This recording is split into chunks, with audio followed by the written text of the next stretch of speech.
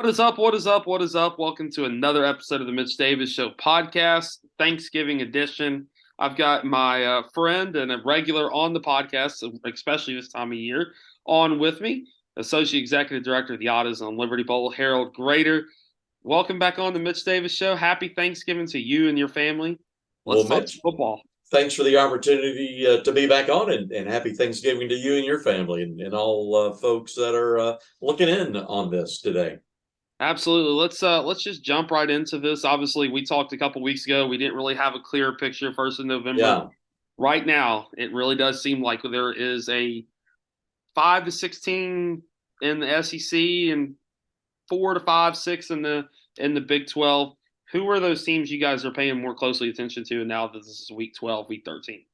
yeah, we're down. It's hard to believe we're down to the final week of the regular season. On the SEC side, we'll start there. Uh, South Carolina, a team that I've seen in person. I saw them beat Vanderbilt here a couple of weeks ago. Gamecocks are certainly a team on our radar, along with Kentucky. Mizzou, I'll be at the Arkansas-Mizzou game on Friday. Big game for Mizzou. They're still needing a win to get bowl eligible. So a big one for Mizzou, and obviously a big one for Arkansas as they continue to hopefully trend up here at the end of the season for them. In Arkansas, I mean, so the Razorbacks, South Carolina, Kentucky, Mizzou, all teams that are on our radar. You see those same names in the national media projections, and those are certainly teams that here at the end of the year we're keeping an eye on and waiting to see how they finish their years. Jumping over to the Big 12, obviously, Yeah. I got a follow-up question in the Big 12, but I want to ask you, who are those Big 12 teams that you guys are paying attention to right now? Right now, as we look to this final weekend and then to the championship game of the following week, realistically, we think it's going to be potentially one of three teams for us. Oklahoma, which would be exciting. We've never have had the Sooners. Kansas, a team that we saw this past weekend against Texas, and also Baylor, we think may be in the mix. So as we look at the landscape heading into this last week of the regular season, Kansas, OU, Baylor are the three Big 12 teams that we think are going to be on the board when it comes our time to make our selection. Those are some heavy hitters as, you go down that list in the SEC and over to the Big 12 side. I want to ask you, though, obviously there are some rivalry games that could be potentials for the AutoZone Liberty Bowl. How much does that go into the process of that? Obviously you got Kansas, Missouri, you got the history between Oklahoma and Arkansas. How much do those go into the selection of that bowl game? Well, those are certainly factors in the decision. And sometimes, Mitch, when we talk to teams, sometimes they don't want to play those rival games necessarily in a bowl game unless it just happens to work out that way. I think more times than not, I think they would prefer to have those games scheduled as a part of the regular season. But if it works out at bowl time, it obviously adds a lot more pizzazz and energy to that matchup should it happen. So we're aware of all of those rivalries. The schools certainly make us aware of that.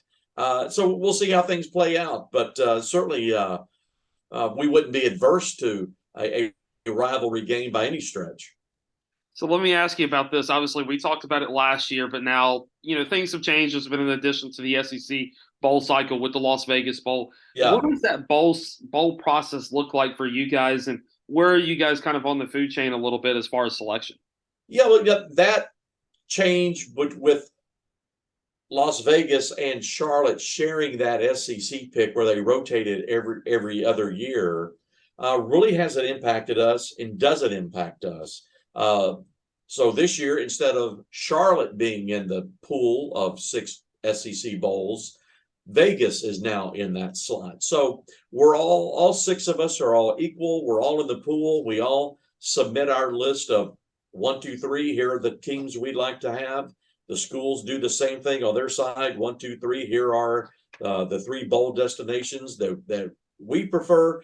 But ultimately, again, within that 6 bowl pool on the SEC side, it's the commissioner and his leadership team that make that ultimate decision and slot the teams in the bowl games within those 6 pool bowls. So the fact that Vegas is in the mix now, they're just replacing Charlotte this year. Next year in 23, that SEC selection will go back to Charlotte. So it doesn't impact us, but it certainly adds an intriguing destination into the mix for the SEC.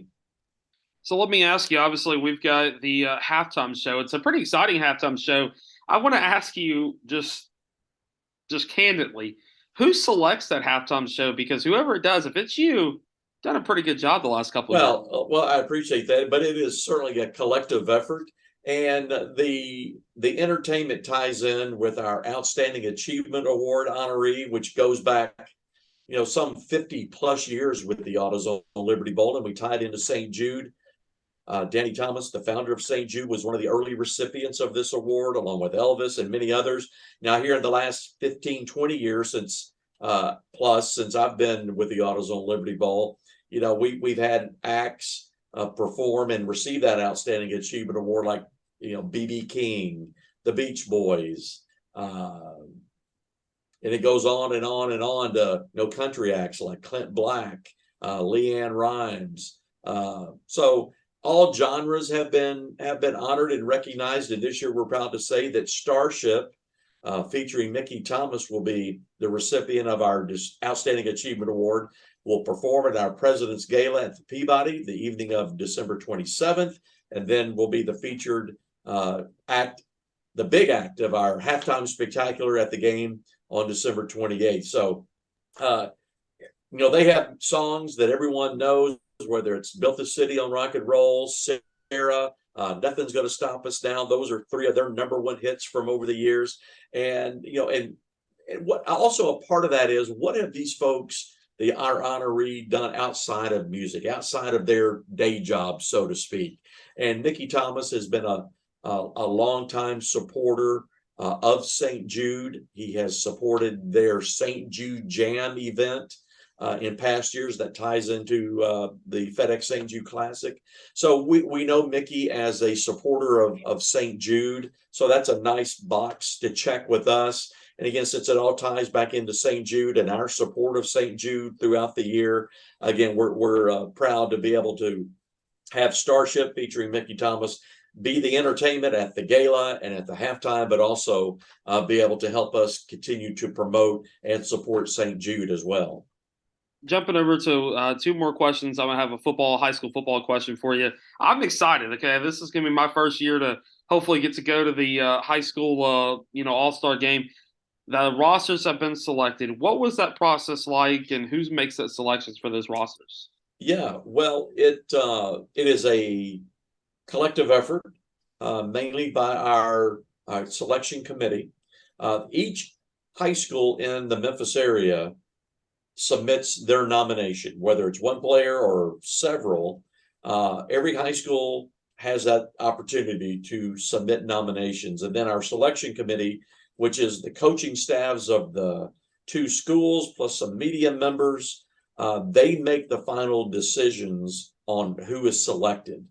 And earlier this week, when we released the rosters, there were 5 young men selected that are semifinalists for the Mr. Football Awards. And since we made those roster reveals, I think that the finalists now have been named for the Mr. Football Awards in the state of Tennessee. And I think we still have 3 young men that are now finalists on the roster for the Mr. Football Award. So it's a star-studded event from a high school perspective. We know that the playoffs are still going on, but we have solid rosters on both the red and the blue teams, and we're looking forward to it. This is our 20th edition of this game. So in addition to the coaches who donate their time and do this out of the goodness of their generosity, everyone else involved, whether it's MUS with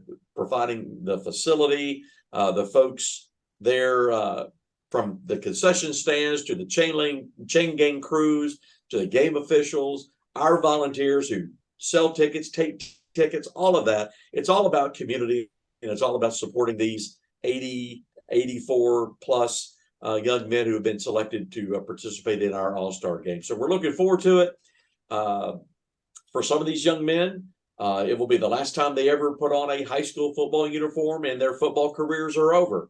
Others will go on to play college football, and this will be their last high school football event. So we're excited about that, and it's meaningful for not just the players but their families who get to see them one more time wearing their school's helmet in a high school game. So it's meaningful for the community, and we're looking forward again to the 20th edition coming up on December 10th at Memphis University School, 2:30 kickoff. Last question I have for you. This is going to be kind of a fun one. I'm going to put you on the spot like they put Mike Leach on the spot last week. Favorite Thanksgiving dish? What are you most looking forward to on your Thanksgiving plate tomorrow? Well, I'm a big turkey and dressing guy. My mother-in-law, 80-something years old, still makes great homemade dressing. So I'm looking forward to that. And then the plethora of desserts that we will have available to us, all homemade. And again, family, great food. One of our traditions in the Graeter house is going back to my boyhood. My childhood is always watching the Dallas Cowboys on Thanksgiving Day. So looking forward to all of that.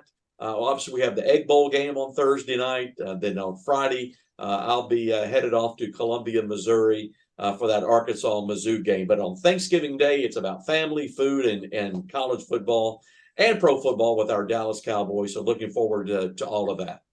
He is Harold Graeter, Associate Executive Director of the AutoZone Liberty Bowl. Thank you so much, Harold, for jumping on the Mitch Davis Show. You bet. I'll have you on probably Monday or Tuesday after the selection show, and we'll talk about the matchups and talk about the SEC versus the Big 12. We look forward to it. Mitch, thanks. Happy Thanksgiving. Happy Thanksgiving to you.